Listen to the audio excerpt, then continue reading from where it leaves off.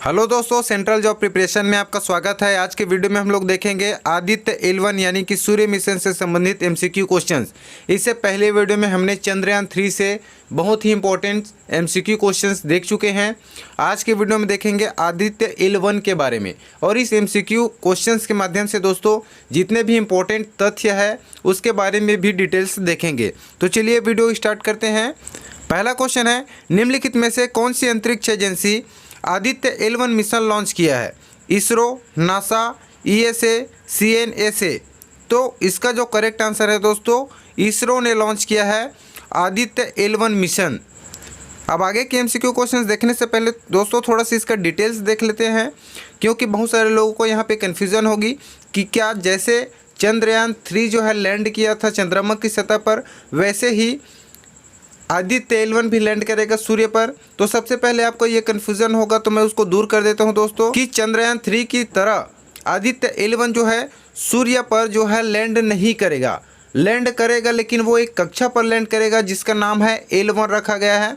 L1 यानी कि उसका पूरा नाम होता है लैग्रेंज पॉइंट। सूर्य की सतह पर जो है किसी भी चीज़ का लैंड कर पाना इतना पॉसिबल नहीं है। सूरज की सतह पर जाना, उसके आसपास भी नहीं भटक सकते, ठीक है, क्योंकि उसमें इतनी ऊष्मा है दोस्तों कि वो किसी भी चीज़ को तुरंत के तुरंत नष्ट कर सकती है। आज तक ऐसा कोई मेटल नहीं बना है जो कि उससे द्वारा निकलने वाली जो किरण है, जिसका हाई डिग्री सेल्सियस तापमान होता है, वहाँ पे जो है कोई भी वस्तु जो है टिक पाए। तो ऐसा मेटल भी नहीं है जो कि सूर्य की सतह पर लैंड कर सकेगी। जो सूरज का डिस्टेंस है दोस्तों पृथ्वी से, वो है 15 करोड़, ठीक है, 15 करोड़ किलोमीटर है। तो वहाँ तक जा पाना जो है पॉसिबल भी नहीं है। हमारा आदित्य जो है कहाँ पे लैंड करेगा दोस्तों? L1 में लैंड करेगा। L1 क्या है? एक कक्षा है। इसी प्रकार से और भी 4 कक्षा है, L1, L2, L3, L5। और इसी L1 कक्षा में दोस्तों ना ही पृथ्वी का गुरुत्वाकर्षण जो है काम करता है, और ना ही सूरज की जो है गुरुत्वाकर्षण काम करती है। इसलिए इस जगह को L1 को जो है उपयुक्त माना गया है शोध के लिए। और इस L1 की डिस्टेंस जो है दोस्तों पृथ्वी से कितना है? 1.5 मिलियन किलोमीटर, यानी कि लगभग 15 लाख किलोमीटर की दूरी तय करेगी। वो भी कितने दिन में? 125 दिन में। और यदि हम सूरज की बात करें दोस्तों, तो सूरज जो है पृथ्वी से सूरज की दूरी कितनी है? 15 करोड़ किलोमीटर है। तो पृथ्वी और सूरज की जितनी दूरी है उसका मात्र और मात्र 1% दूरी ही तय करेगा हमारा आदित्य। जबकि चंद्रमा की दूरी कितनी थी? 3,85,000 किलोमीटर के आसपास। तो आई होप समझ में आ गई होगी कि L1 क्या है और इसको L1 नाम क्यों दिया गया है। तो L1 जो है इस कक्षा के कारण इसका नाम दिया गया है, जिसका फुल फॉर्म है दोस्तों लैग्रेंज पॉइंट फर्स्ट। और यहीं से जो है हमारा आदित्य स्थापित रहेगा, जिसका आयु कितना है? 10 वर्ष है। और 5 वर्ष तक जो है ये क्या करेगी दोस्तों? सूर्य से निकलने वाली ऊष्माओं का जो है क्या करेगी? अध्ययन करेगी। तो आदित्य L1 जो है चंद्रयान 3 की तरह लैंड नहीं करेगा। वहाँ पे कोई सतह नहीं है। उसको L1 कक्षा पे क्या किया जाएगा दोस्तों? स्थापित किया जाएगा। तो ये समझ में आ गई होगी। तो आगे MCQ क्वेश्चंस में हम लोग बढ़ते हैं। अगला क्वेश्चन है, आदित्य L1 मिशन मुख्य रूप से सूर्य की किस परत का अध्ययन करेगा? कोर, फोटोस्फीयर, क्रोमोस्फीयर या कोरोना? तो आदित्य L1 किसका अध्ययन करेगा दोस्तों?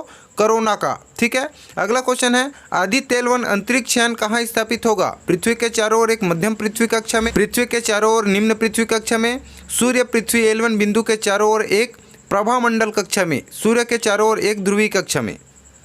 तो इसका करेक्ट आंसर है दोस्तों सूर्य पृथ्वी L1 बिंदु के चारों ओर एक प्रभामंडल कक्षा में जो है स्थापित होगा। अगला क्वेश्चन है, आदित्य L1 मिशन के प्रमुख विज्ञान उद्देश्यों में शामिल हैं सूर्य के वातावरण का अध्ययन, सूर्य के चुंबकीय क्षेत्र का अध्ययन, सूर्य के कोरोनल द्रव्यमान निष्कासन का अध्ययन, उपर्युक्त सभी। तो इसका करेक्ट आंसर होगा दोस्तों ऑप्शन नंबर डी, उपर्युक्त सभी।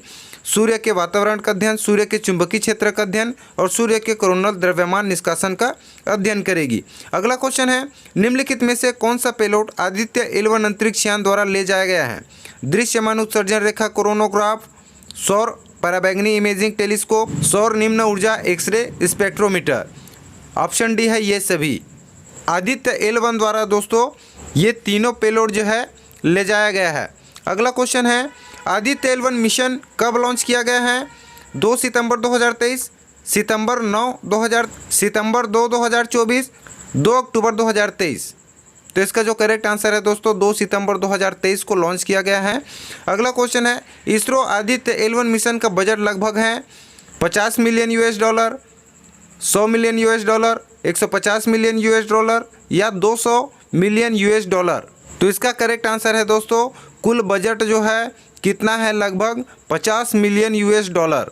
तो आदित्य L1 मिशन का बजट लगभग कितने हैं दोस्तों, 50 मिलियन $। ऑप्शन नंबर ए जो है करेक्ट हो जाएगा। अगला क्वेश्चन है, आदित्य L1 अंतरिक्ष यान को लॉन्च करने के लिए किस रॉकेट का उपयोग किया गया है? PSLV C-37, PSLV C-51, PSLV C-52, PSLV C-57। तो इसका जो करेक्ट आंसर है दोस्तों, आदित्य L1 अंतरिक्ष यान को लॉन्च करने के लिए किस रॉकेट का उपयोग किया गया है? PSLV C-57 का। अगला क्वेश्चन है, सूर्य की सबसे बाहरी परत का निरीक्षण करने के लिए आदित्य L1 पर कौन सा मुख्य उपकरण लगाया गया है? सौर एक्सरे स्पेक्ट्रोमीटर, मैग्नेटोमीटर, सौर पराबैंगनी imaging telescope, Lyman alpha photometer, LP। तो इसका जो करेक्ट आंसर है दोस्तों, सौर पराबैंगनी इमेजिंग टेलीस्कोप लगाया गया है। अगला क्वेश्चन है, आदित्य L1 में एल का क्या मतलब है? लैंग्रेज, लॉन्च, कम या लंबा?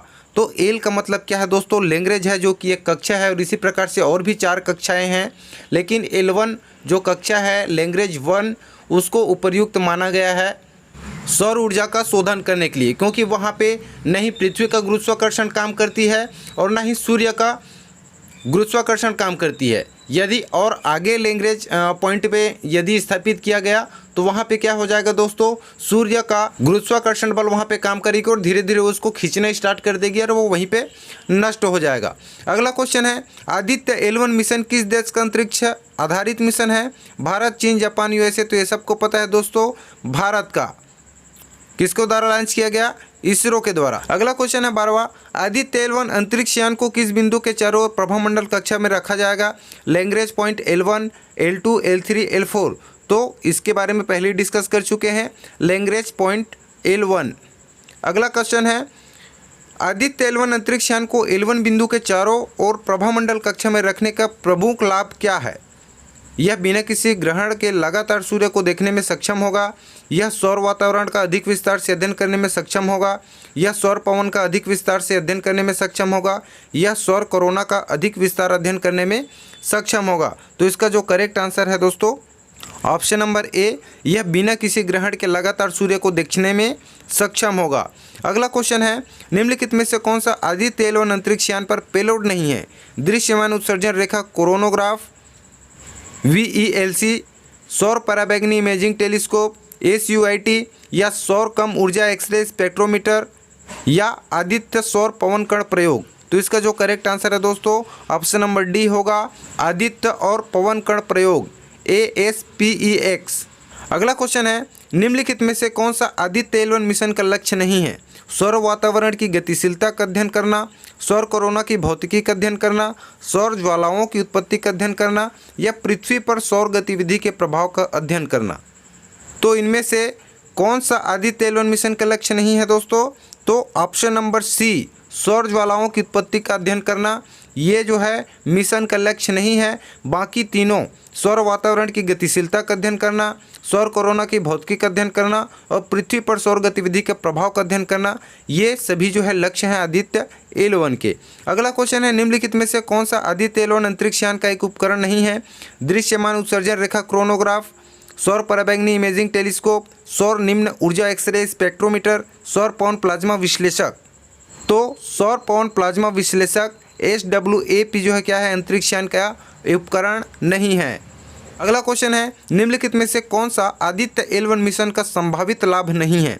अंतरिक्ष मौसम की घटनाओं का बेहतर पूर्वानुमान, सौर चक्र की समझ में वृद्धि, अंतरिक्ष अन्वेषण के लिए नई प्रौद्योगिकी का विकास। उपरोक्त सभी आदित्य L1 मिशन के संभावित लाभ हैं। तो इसका जो करेक्ट आंसर है दोस्तों, अंतरिक्ष अन्वेषण के लिए नई प्रौद्योगिकी का विकास जो है संभावित लाभ नहीं है आदित्य L1 मिशन का। अगला क्वेश्चन है, आदित्य L1 मिशन का जीवन काल कितने वर्ष का होगा? 2 वर्ष, 5 वर्ष, 10 वर्ष, 15 वर्ष। तो आदित्य L1 मिशन का जीवन काल कितना का होगा दोस्तों? 10 वर्ष का होगा।